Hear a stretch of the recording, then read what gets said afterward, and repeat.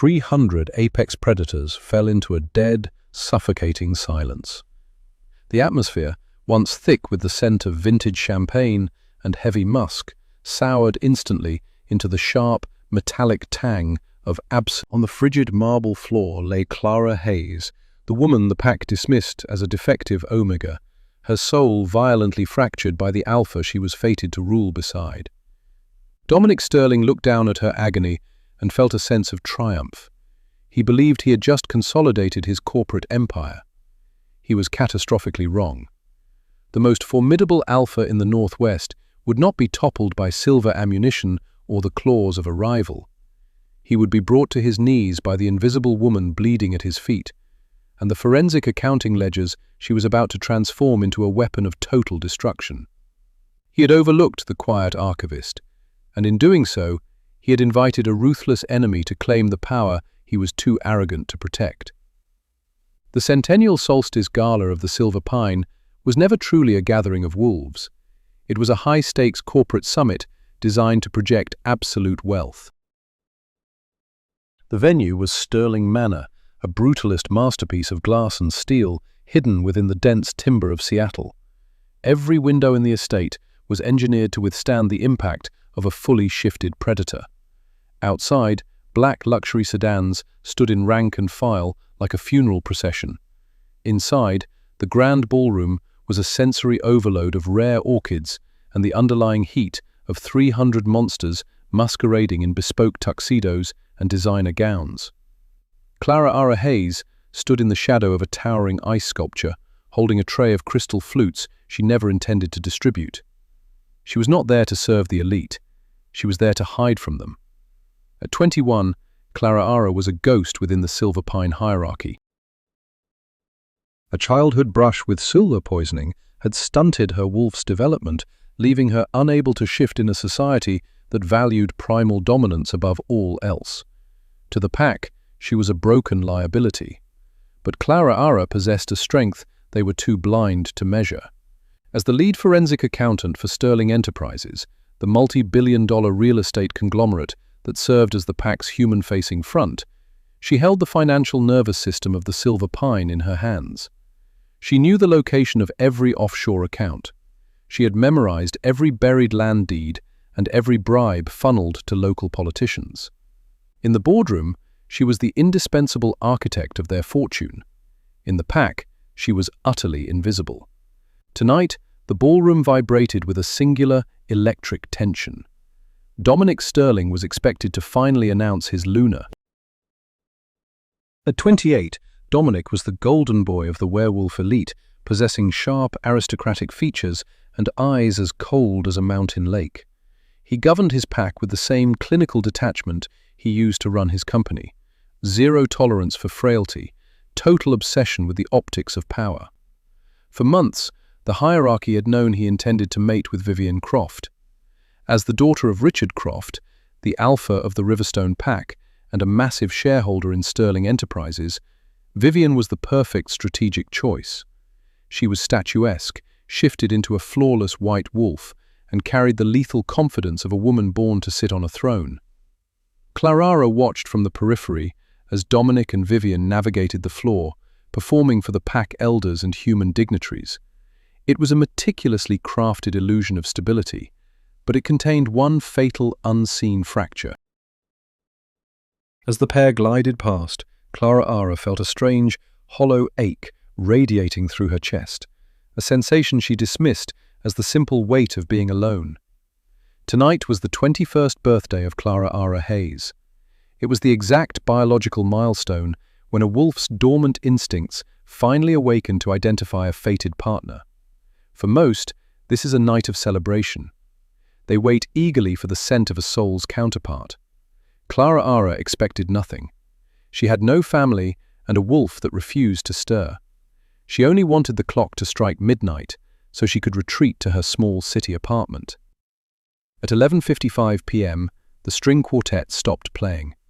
The crowd fell silent as Dominic Sterling led Vivian Croft to the grand marble staircase. He tapped the microphone. The sharp sound echoed off the vaulted ceilings like a hammer. Dominic spoke with the commanding resonance of a true alpha. His voice forced the lesser wolves in the room to lower their heads. He promised a new era for Silver Pine.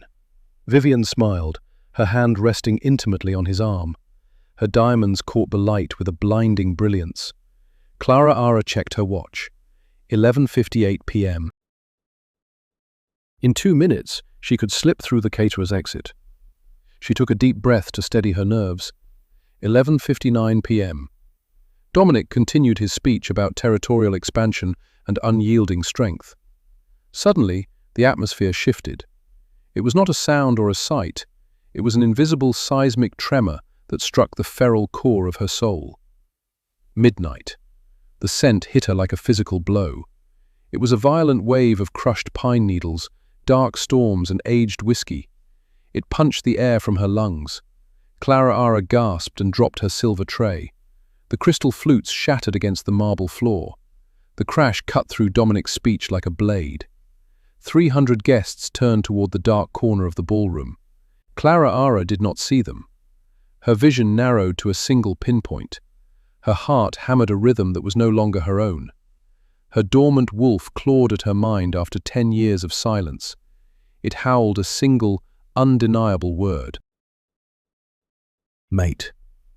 Clara looked up, her terrified hazel eyes locked onto the man at the top of the stairs. Dominic Sterling stopped speaking. He gripped the mahogany podium until the wood began to splinter. His chest heaved. He had been struck by the same invisible lightning. The scent of a fated mate is a two-way tether. Dominic inhaled the fragrance of vanilla, old parchment, and rain. It was a scent designed by destiny to bring an alpha to his knees. He searched the crowd for the source of the pull. He expected a warrior or the daughter of a rival king. Instead, his gaze landed on the broken glass. It landed on Clara Hayes. She was the unshifted accountant in a plain navy dress. The silence in the ballroom became absolute. It was a suffocating weight.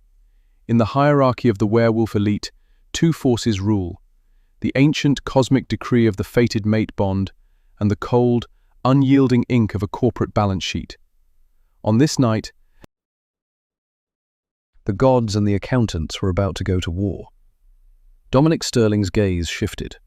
For a heartbeat, the predator in him roared in recognition, raw biological awe. Then, the CEO took over. The awe was brutally eclipsed by a calculating disgust. Across the ballroom, Clara Ara Hayes felt the tether snap taut.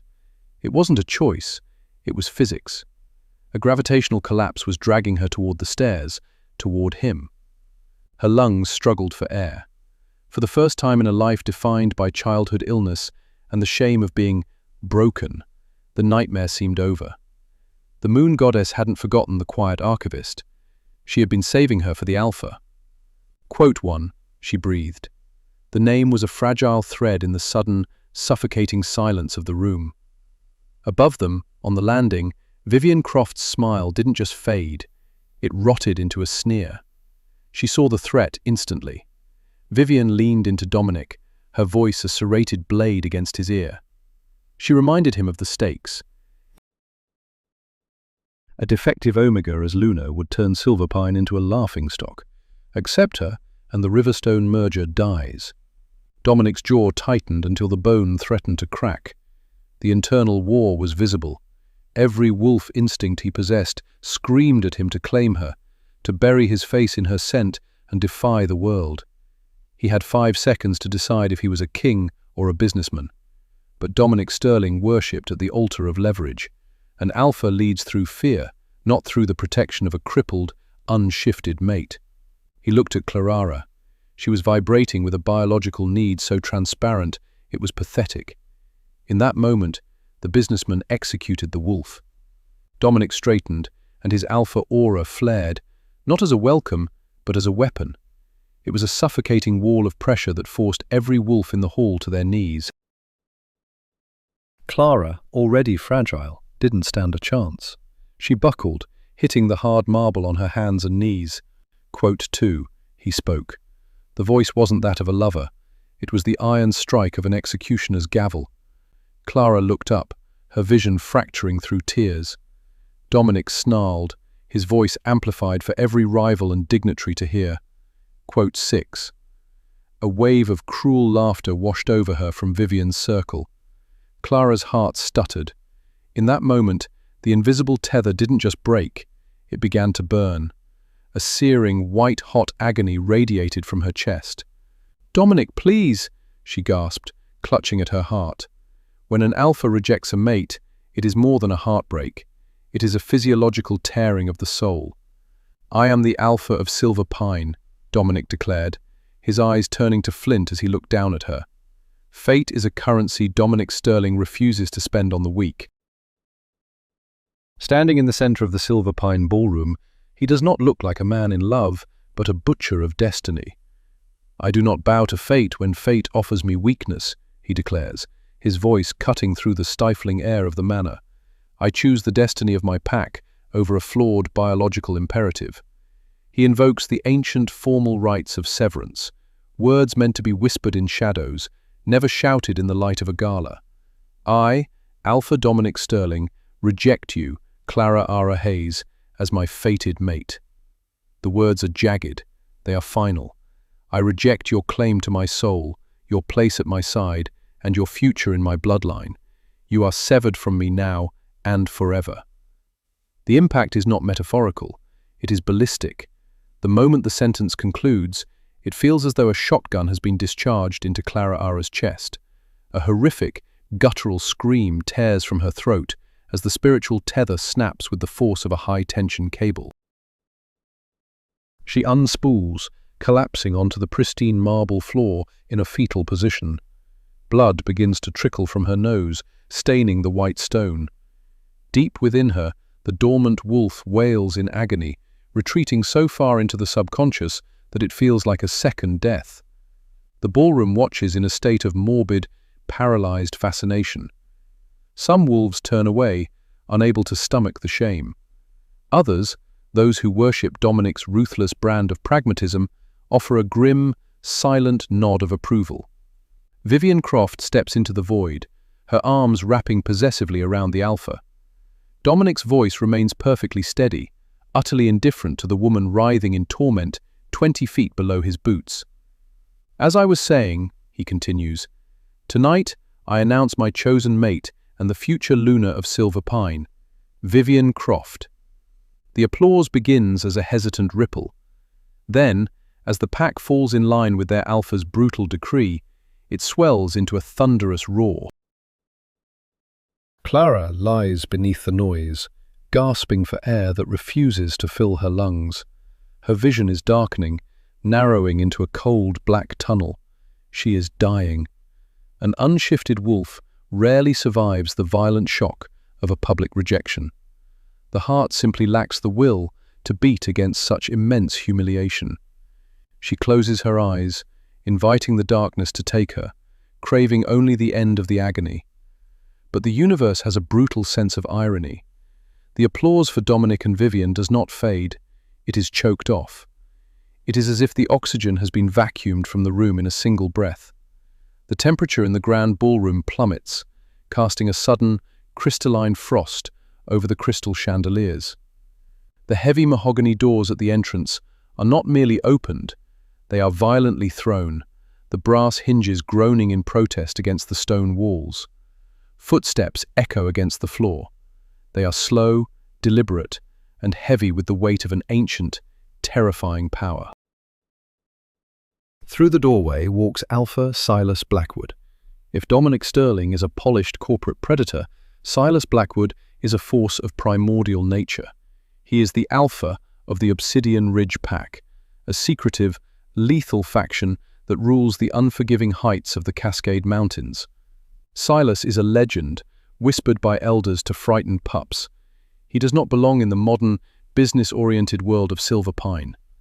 A bitter, decades-old blood feud exists between these two houses, a history of betrayal that left Silas with a jagged, faded scar cutting through his left eyebrow. His presence here is a violation, permitted only by the fragile, temporary threads of a solstice amnesty treaty. Silas stands at 6 feet, 5 inches. He is broad-shouldered, radiating a dominance so thick it triggers an immediate, biological fight-or-flight response in every wolf present. But he does not look at the throne. He does not look at Dominic. His gaze is fixed entirely on the dying girl on the floor. Forget the formal silk of a tuxedo. Silas Blackwood arrived draped in heavy, dark wool and a bespoke suit that felt like armor. His face held no invitation, only a calculated, absolute menace. His amber eyes, burning with an unnatural light, scanned the room like a predator marking territory. Then came the voice, a low, gravelly rumble that didn't just fill the air, it vibrated through the very floorboards beneath Dominic Sterling's feet. "Dominic!" Silas's words were heavy with contempt. "I came under a banner of peace. Instead, I find a room suffocating under the stench of cowardice." Dominic Sterling stiffened. He shoved Vivian Croft behind him and descended the stairs, flaring his own alpha aura in a desperate counterattack. It was useless. His power was a flickering candle flame trying to hold back a hurricane. Silas ignored him. His gaze was locked on the small, broken figure bleeding against the cold marble. As he crossed the threshold, the agonizing fire in Clara Hayes's chest suddenly went cold. A new scent flooded her senses, drowning out the sterile ballroom air. It carried the weight of damp earth, the heat of dying embers, and a terrifying, untamed wildness. This wasn't the frantic pull she shared with Dominic Sterling. This was ancient. It was profound. It felt like a soothing balm applied to a shattered soul. The Silver Pine Pack members scrambled to get out of his way. Some didn't even realize they were baring their necks in instinctive submission. This was an apex predator, and they were merely prey. Silas stopped before the girl. He noted the cheap dress, the blood on her chin, and the fading light in her eyes. Then he looked at Dominic Sterling, who was watching with a tense, flickering confusion. "You rejected her," Silas said. It wasn't a question. Dominic Sterling spat his response, clinging to his crumbling authority. Quote 18, quote, he snarled. Quote 19, quote, 20, quote. Silas repeated. The words were soft, yet they carried the weight of a death sentence. He knelt, his massive frame making Clara Ara Hayes look tiny. Slowly, he draped his heavy wool overcoat over her shivering frame. The garment was saturated with his scent. As it enveloped her, Clara Ara Hayes finally breathed. The jagged pain in her chest dulled to a low, manageable ache. Silas took her chin in his calloused hand, forcing her hazel eyes to meet his amber ones. In that silence they spoke. He felt it then, a raw, suffocated power buried deep within her. It wasn't weakness that held her back. It was a trauma only a true mate could reach. Silas Blackwood knew getting her out of that ballroom alive was a secondary problem. Clara Ara Hayes saw something in the alpha of Obsidian Ridge she had never seen before. Absolute, unwavering certainty. Silas stood, lifting her as if she were weightless. She buried her face in his chest, seeking the sanctuary of his skin. "You are a fool, Sterling," Silas boomed. The quiet menace was gone, replaced by the roar of a king. You trust ledger books and corporate mergers to define strength. Your arrogance has made you blind. You wouldn't recognize a divine blessing if it stood right in front of you. Dominic Sterling's face turned a violent shade of red. "Put her down, Silas. She is a citizen of Silver Pine. You cannot take her." His elite guards stepped forward, claws extending and eyes flashing yellow. Silas Blackwood didn't even blink. Silas Blackwood tightened his hold on Clara and unchained his voice. The Alpha command didn't just fill the room, it distorted it, hitting the air like a concussive shockwave. Above them, the final shards of the crystal chandeliers shivered and gave way, spiderwebbing under the sheer weight of his presence. Silver Pine's elite guards, men trained for war, buckled. They didn't just kneel, they collapsed, gasping for oxygen in a room suddenly depleted of it by Silas's dominance. "Silver Pine has no claim here," Silas declared, his voice vibrating in the marrow of their bones. "She was discarded by a boy playing at a man's game, But the goddess does not make mistakes. She does not let a queen fall to the dirt without sending a king to raise her. Silas locked eyes with Dominic Sterling, who was trembling, his knees barely holding against the gravity of a true alpha's wrath. "Witness this, Silverpine," Silas roared. "I, Alpha Silas Blackwood of Obsidian Ridge, recognize the treasure you were too blind to keep. I claim Clara Hayes. She is my ward, my law, and my shadow. From this moment on, a threat to her is a declaration of war against Obsidian Ridge. If a single eye follows her with malice, I will reduce this glass mansion to ash and dye the winter snow with your marrow." The silence that followed was heavy, suffocating, and absolute. No one breathed. No one moved. Even Vivian Croft stood paralyzed, her face stripped of its vanity and replaced by a cold, hollow terror. Silas didn't wait for a rebuttal. He turned on his heel, the mahogany doors groaning as he carried Clara out of the wreckage of Dominic's pride. As they stepped into the biting Seattle night, Clara closed her eyes, the heat of this predatory alpha seeping into her frozen core. Her old life had ended in a moment of agonizing betrayal. But as she felt the steady, tectonic rhythm of Silas's heart, she realized her true story was only just beginning. The heavy, armor-plated door of the Mercedes-Benz G-Wagon slammed shut, sealing her in a cabin that smelled of rich leather and the grounding, primal scent of Silas Blackwood. Outside, the freezing rain lashed at the bulletproof glass. Inside, the temperature was a sterile, controlled calm as the convoy of black SUVs tore away from Sterling Manor, merging aggressively onto Interstate 90 east toward the treacherous ascent of Snoqualmie Pass. Then, the collapse began. The rejection of a fated mate is not a heartbreak. It is a biological execution. It is the violent tearing of the soul's infrastructure. Clara's heart rate spiked into a frantic, uneven rhythm, tachycardia born of spiritual starvation. She gasped, her fingers clawing at the expensive upholstery as the world narrowed into a dark, suffocating tunnel. Silas snapped, his voice tight with a jagged edge of panic. He didn't wait for the speedometer to climb. Silas hauled her trembling form across the console and into the heat of his lap. The ink-stained accountant, who had spent years making herself invisible, felt impossibly light in his arms. Her skin was ashen, her lips fading to a ghostly, oxygen-starved blue. "Clara, eyes on me," Silas commanded. It wasn't the cruel, hollow bark of Dominic Sterling. It was an anchor, a low-frequency rumble designed to pull her back from the edge. Clara's hazel eyes flickered, glassy and lost in the grey. Quote 31. She gasped, her fingers knotting into the fabric of his ruined, bespoke suit. She felt the hollow where her heart used to be. Silas Blackwood did not flinch. He pressed a calloused palm against her sternum, anchoring her to the world. He told her she was breathing his air now, that she was on his soil.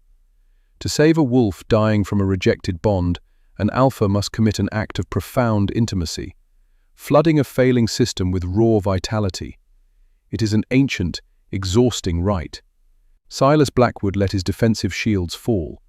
He channeled his life force, a surging torrent of mountain pine and dark earth, straight into her chest. Clara Hayes arched her back, a sharp breath catching in her throat. It was like pouring molten gold into cracked porcelain. The white-hot void of Dominic Sterling's rejection met the suffocating warmth of the Blackwood line. The scream in her nerves faded to a dull, rhythmic throb. Her tremors stilled. She lay exhausted against the broad wall of his chest. 32, she breathed, the words barely audible over the hum of the G-Wagon as they climbed into the Cascades. She called herself a liability, an unshifted defect. Dominic Sterling had told her so, but Silas Blackwood looked at her with amber eyes that caught the passing glow of the highway lamps.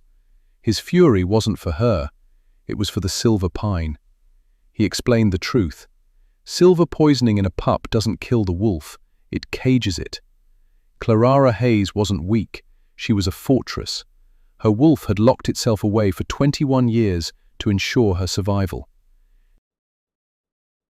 Dominic Sterling, a man who measured souls in profit margins, saw a locked door and assumed the room was empty. Silas Blackwood did not make such amateur mistakes. For 2 decades, she had been the pack's broken glass. Now, to the most feared alpha in the north, she was a sealed vault. As the convoy crossed the summit into the unmapped depths of Obsidian Ridge, Clara Hayes did something she had never done. She closed her eyes and felt safe. She woke 3 days later in a bed that felt like a cloud, held within the dark mahogany and riverstone walls of Blackwood Manor. A fire roared in the hearth. Beyond the floor-to-ceiling glass lay a valley of untouched snow, a kingdom hidden from the world. Dr. Arthur Penhaligon, his beard grey and his eyes sharp, watched her vitals. The physiological shock had passed, but the mind, he knew, healed slower than the bone. When Silas Blackwood stepped into the room that evening, the air changed. The gravity of his presence was a physical weight, making the flames in the hearth seem to stand at attention. He sat in a heavy leather chair, draped in a dark Henley and faded denim. It was a sharp departure from the polished vanity of Dominic Sterling's inner circle. Yet, Silas Blackwood exuded 10 times the authority. He reached out, offering a steaming mug of tea. Silas asked. His voice was a low, comforting rumble. Clara Hayes sat up to take the mug. Quote, 34. Quote, she admitted. Quote, 35. Quote. Silas dismissed the gratitude with a wave. Quote, 36. Quote. He leaned back, his eyes darkening. Underscore, underscore. Quote, underscore. 37. Underscore, underscore. At the mention of the company, Clara's posture shifted. The image of the broken, rejected girl dissolved instantly. In her place stood the ink-stained ledger keeper who had mastered a billion-dollar financial labyrinth. Her hazel eyes turned to flint. Underscore, underscore. Quote, underscore. 38. Underscore, underscore. Clara stated flatly. Silas leaned forward, resting his elbows on his knees. His predatory interest was visibly piqued. Clara interrupted. Her voice adopted a clinical, icy cadence. Silas narrowed his amber eyes. Clara took a slow sip of her tea, her mind firing on every cylinder. She paused, the weight of the betrayal hanging in the air. She looked Silas in the eye. Silas asked. Clara revealed, dropping the bombshell. The room went perfectly still. A heavy, lethal silence filled the space, thick with predatory intent. The blood feud between their packs was decades old, but funding human hunters to kill wolves was an unforgivable treason against their entire species. Quote 49, she continued. Quote 50. Silas's voice was deadly quiet. Quote 51. Quote 52. Clara replied, lifting her chin. Silas leaned in. Clara answered. She looked directly into his terrifying eyes and did not flinch. Silas Blackwood smiled. It was the expression of a wolf who had finally found his enemy's throat. His hand moved, large, steady, and terrifyingly gentle. He tucked a stray lock of hair behind Clara Hayes's ear. A cascade of electric sparks surged down her spine. This felt nothing like the frantic, hollow ache of her former bond. This was something older, something absolute. Silas whispered. His thumb traced the sharp line of her jaw. He stood, his massive frame swallowing the light. He cast a protective shadow over the bed. Silas commanded. Leaving the white silence of the Cascades for the grey rain of Seattle felt like crossing into another dimension. Silas Blackwood did not travel lightly. 2 armored black Escalades flanked their G-Wagon through the choking traffic of 4th Avenue. Clara Hayes sat in the passenger seat, armored in tailored charcoal wool. The trembling girl from the ballroom was gone. Her hazel eyes scanned the glass towers with the cold calculation of a hunter. She was returning to her home ground. Quote, 62. Quote, she said. Her voice remained steady. Quote, 63. Quote. Silas adjusted his cuffs, his amber eyes tracking the mirror. A silver sedan had lingered behind them since the bridge. Silas growled. They descended into the subterranean dark beneath the Chase Bank Tower. The air tasted of exhaust and wet pavement. Clara Ara Hayes stepped out, her heels striking the concrete like hammer blows. Silas was instantly there, a towering wall of latent violence. Gideon took the rear. They moved toward the vault. The manager, a man named Mr. Henderson, turned deathly pale. He could not smell the Alpha's power, but his primal instincts recognized an apex predator. Henderson hurried through the verification and escorted them into the steel vault. Clara Hayes unlocked box 804. Inside lay a velvet pouch. It held an encrypted hard drive and a stack of bearer bonds. She had skimmed them years ago as an insurance policy. She slid the items into her leather briefcase. "We have it," she whispered, meeting Silas's gaze. Quote 67. Quote, Silas Blackwood let out a breath of dark satisfaction. Quote 68 __. The elevator doors slid open into a subterranean tomb smelling of ozone, wet fur, and cold cordite. Silas didn't hesitate. He slammed his arm against Clara Hayes's chest, throwing her behind a concrete pillar. A suppressed round shattered the glass of their G-Wagon a heartbeat later. "Ambush!" Gideon roared. His eyes burned gold as he drew a heavy caliber sidearm, firing into the black SUVs blocking their escape. 5 men materialized from the shadows. These were not wolves. They wore tactical gear and carried rifles loaded with silver nitrate, the same mercenaries Clara Hayes had found in the ledgers. Dominic Sterling hadn't just sent them to harass the borders, he sent them to erase his final mistake. Quote 70. Quote, the leader barked. Concrete chips sprayed Clara Hayes as suppressive fire chewed through her cover. Then, Silas made a sound that wasn't human. It was a bone-rattling snarl that vibrated through the floor. He didn't reach for a gun. In a blur of snapping bone and impossible speed, the man vanished. In his place stood a nightmare, a night-black wolf reaching the shoulder of a man, eyes burning with demonic fury. He launched himself like a freight train across the asphalt. Clara Hayes pressed her hands to her ears as the air filled with the stench of blood and silver. Silas tore through them, a force of nature overcoming tactical precision. But there were too many. A second wave emerged from the stairwell, leveling a silver-loaded shotgun at Silas's blind spot. A terrifying truth hit Clara Hayes. Silas was about to die for her. The Alpha who had seen her worth when her own mate discarded her would die in this damp garage because she was too weak. No. The word echoed in the darkest vaults of her mind. The silver poisoning from her youth had created a fortress, not a prison. It was a dam holding back a flood. As the mercenary racked the shotgun, the dam shattered. This wasn't the pull of a moon goddess. It was raw, unadulterated rage. Her scream twisted into a deafening feral roar. Bones snapped and realigned with agonizing, explosive force. Her charcoal trench coat shredded into ribbons.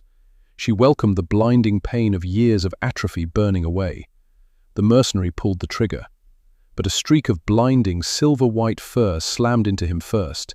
Silas spun, his jaws dripping red, and froze. Standing over the broken man was a wolf of lethal beauty. She was sleek, muscled, and white as moonlight, her coat tipped with metallic silver. She was not a defective Omega. 10 years of suppressed lightning finally broke its chains. The aura radiating from her was so ancient, so undeniable, that seasoned human mercenaries didn't just hesitate. They dropped their steel in a state of primal, unthinking terror. Clara Hayes stood transformed.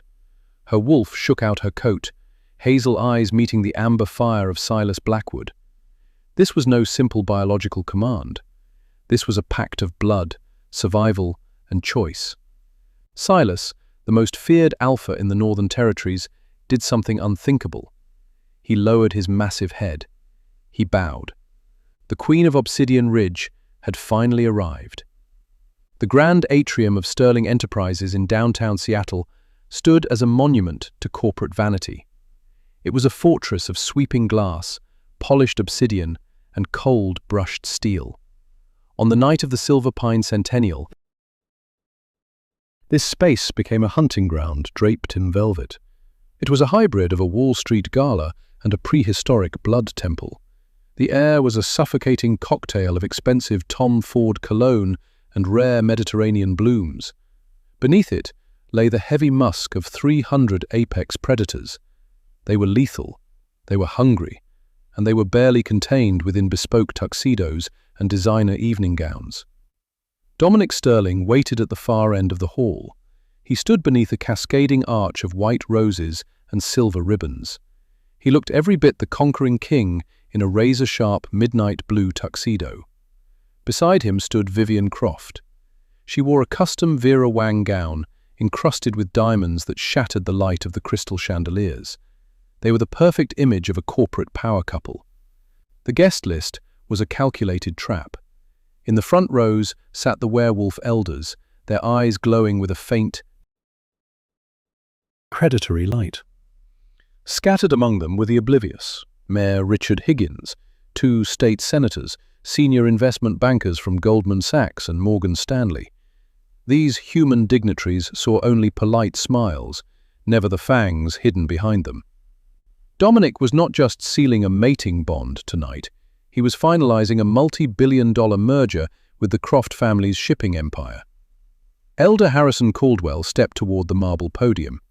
He was a traditionalist with silver hair and a face carved by decades of pack politics. He unrolled the sacred binding scroll, an ancient weight of parchment and law. This document would legally and spiritually unite 2 bloodlines and 2 fortunes. __quote _71 __. Caldwell's voice boomed. The state-of-the-art acoustics carried his resonance into every corner of the atrium. The room fell into absolute silence. __quote _72 __. Caldwell paused. It was a purely ceremonial gesture. No one challenges an alpha in his own stronghold. Surrounded by an elite guard. Dominic let a smug, victorious smile touch his lips. He believed the game was over. He had excised the weak, defective link the universe had mistakenly chained him to. Now, he was securing the financial lifeline he desperately needed to cover his tracks. The reinforced oak and steel did not simply yield. They disintegrated. The atrium doors imploded with the violent finality of a shaped charge. The deafening roar echoed like a bomb detonation, sending shards of reinforced glass screaming through the air. Human guests scrambled for cover beneath velvet-draped tables, their finery dragged through spilled champagne. The werewolves reacted with instinct. They dropped into defensive crouches, their eyes flashing predatory gold. Snarls ripped through the elegant silence. Through the settling dust and the smell of ozone, 2 figures emerged. Alpha Silas Blackwood did not arrive in ceremonial robes. He wore a pitch-black suit tailored with surgical precision. He carried himself with the devastating, lethal grace of a warlord surveying a conquered capital. His amber eyes burned with an unnatural intensity. His alpha aura flooded the room like a physical weight, smelling of dark pine and ancient storms. It was a suffocating pressure. It forced the lesser silver pine wolves to their knees in involuntary submission. But the crowd did not look at the terrifying alpha of Obsidian Ridge. They looked at the woman beside him. Clara Hayes was unrecognizable. The timid, ink-stained ledger keeper who had bled out on a gala floor was dead. In her place stood a queen. She wore a floor-length gown of deep, liquid crimson. It was a stark contrast to her pale skin and dark, cascading hair. Her posture was rigidly perfect. Her hazel eyes were cold, calculating, and entirely devoid of fear. Most shockingly, she was no longer biologically muted. Her newly awakened wolf radiated a lunar aura so potent it commanded the room's absolute attention. "I challenge the legitimacy of this leadership," Clara said. Her voice was a blade of sound. It sliced through the ringing echoes of the shattered entrance. Dominic Sterling looked like a polished corpse. His knuckles turned stark white as he gripped the marble podium. "Clara," he stammered, "you are dead." His corporate mask shattered. Panic bled through the cracks. He ordered his security to use lethal force. Clara did not flinch. "Your guards are currently indisposed," she replied smoothly. Her heels clicked against the marble like a countdown as she approached the altar. "They are sleeping in a subterranean parking garage on 4th Avenue. They are lying next to the human mercenaries you hired to execute me this afternoon." The room erupted. Wall Street bankers traded panicked glances, while the werewolf elders bristled at the mention of human blades. Silas stood a half-step behind her, a silent mountain of latent violence. He was the insurance that no one would dare interrupt. Clara pulled a slim tablet from her leather clutch. She tapped the screen twice. Instantly, the massive 3-story digital projectors behind Dominic flickered. The intertwined logos of Sterling Enterprises and the Riverstone Pack vanished into total darkness. A heartbeat later, the screens erupted in a blinding storm of ledgers and bank statements. "This," Clara announced, turning her cold gaze toward the horrified assembly, "is the true pulse of Silver Pine. For 36 months, Alpha Dominic Sterling has been carving the marrow from his own people." She gestured to the glowing evidence. He had sold the sacred ancestral slopes near Mount Rainier. He had gutted the communal pensions. He had gambled the pack's entire future on high-risk, unapproved derivatives. "Lies!" Dominic shrieked, his voice fracturing. "She is nothing but a bitter, broken defect. Cut the power. Black out those screens." Clara did not flinch. She remained the eye of the storm while Dominic's sanity unraveled. "The numbers do not lie," she countered, her voice perfectly level. She pointed to the massive displays. "Follow the wire transfers. Watch the capital vanish into Apex Holdings LLC, a hollow shell in Delaware. From there, the trail leads directly to numbered vaults in Zurich." The human investors were already reaching for their phones, their faces pale with panic. Fraud on this scale meant Sterling Enterprises was a corpse. Vivian Croft took a slow, visceral step away from Dominic, her eyes locked on the proof of his ruin. "Theft is a human failing," Clara said. Her voice dropped into a lower, deadlier register as she faced the werewolf elders. "But what Dominic bought with that stolen gold is a crime against our blood." She tapped the tablet. The screens shifted to reveal encrypted contracts and black market purchase orders. Dominic funded Aegis Tactical Solutions, a human mercenary syndicate, Clara revealed. Her words fell like anvils into the sudden silence. The list was a catalogue of horrors: thousands of rounds of silver nitrate, military-grade sonic emitters, tactical vehicles. Dominic had paid human butchers to hunt and execute rogue wolves on the northern borders. He had staged a massacre to frame a rebellion, all to distract Obsidian Ridge while he stole their territory. Elder Caldwell recoiled as if he had been struck. To arm humans with silver, to invite killers into the sanctuary, this was the ultimate betrayal. Under the ancient laws, it was an automatic death sentence. "Is this true?" Elder Caldwell demanded. His voice vibrated with a terrifying golden fury. "Did you pay humans to spill our blood?" Dominic was hyperventilating. The polished, untouchable CEO had vanished, replaced by a cornered, desperate animal. He reached for Vivian, but the daughter of the Riverstone Alpha backed away in disgust. "I saved us!" Dominic screamed, his control finally snapping. He pointed a trembling, accusatory finger at Clara. "We needed the resources. I had to expand. And you ink-stained rat, you ruined everything. You were supposed to die in the dirt." His eyes flared into a sickly, feral yellow. Fangs descended. claws shredded the expensive silk of his tuxedo. Blinded by the total destruction of his legacy, Dominic lunged off the stage. He did not shift fully. Dominic Sterling moved with the raw, homicidal instinct of a predator. He aimed for the throat, intending to silence Clara Hayes forever. Silas Blackwood tensed, his muscles coiling to intercept and tear the rival alpha apart. But before the first drop of blood could hit the floor, Clara raised her hand. She did not flinch. She did not retreat into the shadow of the Obsidian Ridge Alpha. As Dominic closed the distance, his claws inches from her skin, Clara unleashed her aura. It was a physical strike of spiritual pressure. This was not the jagged, violent dominance of Silas Blackwood. It was a suffocating weight of pure, lunar authority. It felt like cold, ancient metal, the power of her silver-white wolf, forged by years of silence and fueled by righteous justice. It hit Dominic Sterling like a freight train. He choked, his momentum shattered. The sheer biological command of her presence overrode his nervous system, forcing his knees to buckle. He crashed onto the marble floor at Clara's feet. He gasped for air, unable to lift his head under the crushing weight of her will. The atrium fell into a stunned, breathless silence.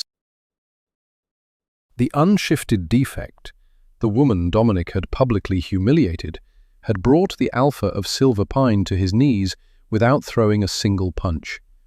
"I am not defective," Clara whispered, her voice carried through the dead air like a blade. "And I am not your fated mate.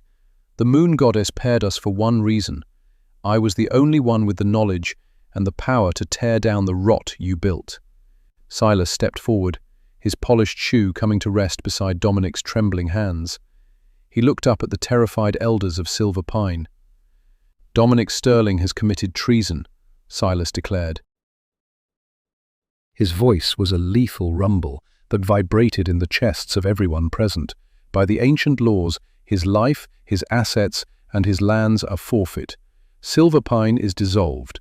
Its territories and its people now fall under the jurisdiction of Obsidian Ridge. He looked down at Dominic with pure disgust.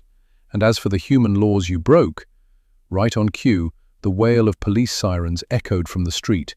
Red and blue lights flashed against the massive glass windows of the atrium. "Agent Thomas Kessler of the FBI is waiting in the lobby with a federal warrant," Clara informed him coldly. "Sterling Enterprises is being raided. Your Swiss accounts are frozen. You have absolutely nothing left." Obsidian Ridge enforcers stepped from the shadows. They dragged a screaming, sobbing Dominic away from the altar and toward the waiting authorities. As the doors closed behind the ruined man, the remaining wolves of Silver Pine began to move. One by one, the elders, the elite guards, and the pack members dropped to their knees. They were not just surrendering to the strength of Silas Blackwood. They were bowing in profound, reverent awe to the brilliant, terrifying woman standing beside him. Clara Hayes looked out over the sea of bowed heads. The bitter trauma of her past, those decades spent as a ghost in her own life, finally vaporized. In its place, a monarch's iron heart remained. She tore up the script of a fractured destiny. She forged a dominion rooted in absolute truth. She seized a devotion that recognized her value, while the rest of the world remained blind. Dominic Sterling collapsed with surgical precision. The council tore the alpha title from his throat. They scrubbed his name from every record. A human federal prison became his cage for corporate fraud. Clara Hayes rose from the wreckage. She was no longer the invisible defect of a hollow emperor. She was an architect of change. The ink-stained ledger-keeper stepped out of the shadows. She took her place beside Silas Blackwood, bound by a choice that no chain could break. Together, they stitched the bleeding northern territories back together. Obsidian Ridge moved with lethal force and a sharp, mathematical intellect. Clara proved that destiny is not a divine decree, it is a ledger. You hold the pen. The most profound power often hides inside the very soul the world dismissed as broken.